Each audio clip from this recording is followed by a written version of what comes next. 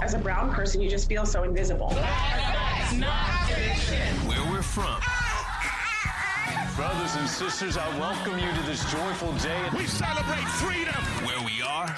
Oh, my God. Get on the ground. I know someone heard something. And where we're going. We the people means all the people. The Black Information Network presents Blackland with your host, Vanessa Tyler.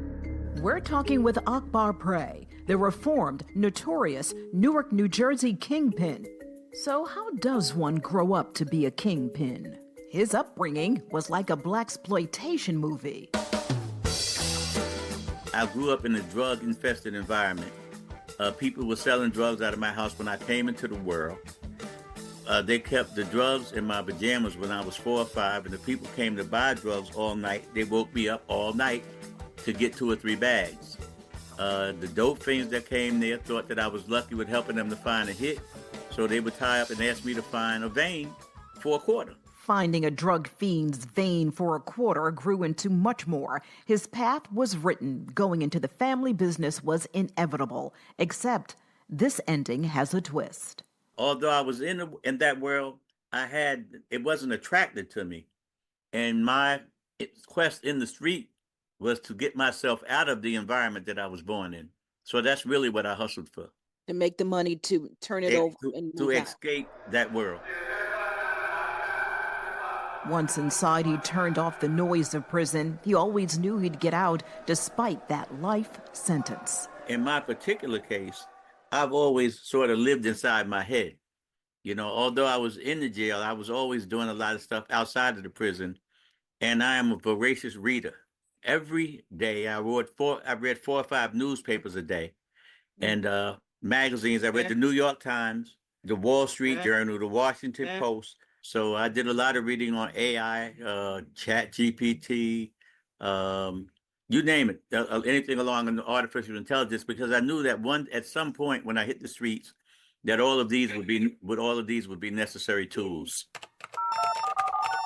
Now in a new world, AI, sleeker cell phones, battery-powered cars, and children of his children now have the grandfather they are just getting to know. During our chat, one of his grandchildren, heard in the background, just couldn't stay away. That is my grandson who is autistic. Oh, okay. Yeah, so he was coming to hug up on me, but the timing isn't good. But he's my beating heart, and oh my God, he's nonverbal. So obviously, he was born when you were away. Absolutely. So this is kind of your first time being around. Absolutely. And he doesn't want to let you go. No, that's awesome. he was he was hugging up on me. Keeping that prison promise to give back is his focus now. So along those lines, I talked with some of the organizations that they have in Newark. One Hood, New Directions, and some of the leaders and the so-called shot callers in these communities. And they were already involved in stopping the violence, you know, and also trying to deter some of the young guys from being engaged in violence. And I said, we're going to do that. I'm going to work with y'all to do that, but I want to expand the platform to community empowerment. I said, let me ask you a question. How many of you know Kobe scores, stats? And virtually every hand out there went up. I say, how many of you know what a trade line is? No hands went up. I said, how many of you know your farmer credit score? No hands went up. I said, how many of you know how to balance a checkbook? Some hands went up.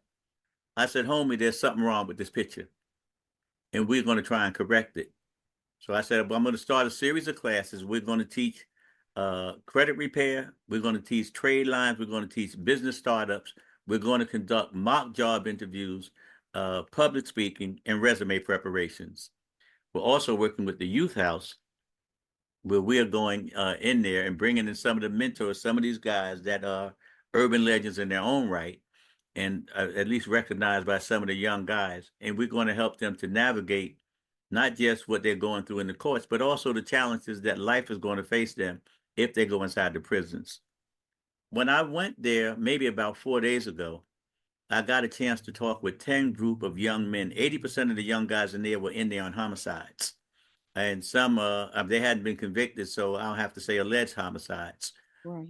But I talked with 10 groups of them. In one group, all the guys in that particular group had murders, or is alleged to have had murders. And I told them about my story, and I told them not to be hopeless, not to be apathetic, because we were working on some things, one of which was to try and bring parole back. I'm working to do it in the federal system. At some point, we're going to try and key in on trying to bring it in the state. When you have parole, you're incentivized to have good behavior because all of your options aren't dead. How can we help? Well, my nonprofit, you can go there. We need money to operate. I've been doing most of this out of my pocket. There's a site over there where if you're a donor, you can contribute to this effort and help us to facilitate these programs. It's nothing in it for me. I don't need anything. I'm good.